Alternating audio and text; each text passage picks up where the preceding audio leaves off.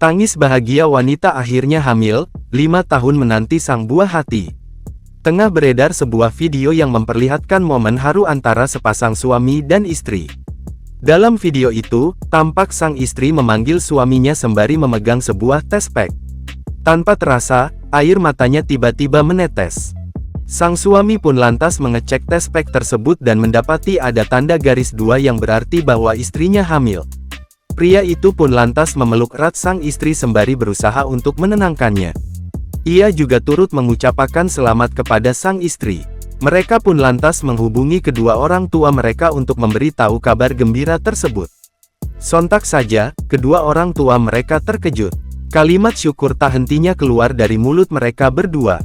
Diketahui, video tersebut viral usai diunggah dalam akun TikTok @tia9996, pada Selasa tanggal 28 Mei tahun 2024.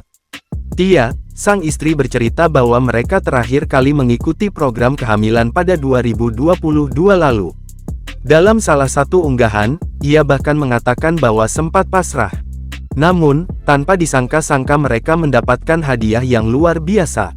Ia mengatakan bahwa tidak ada tips spesifik untuk hamil.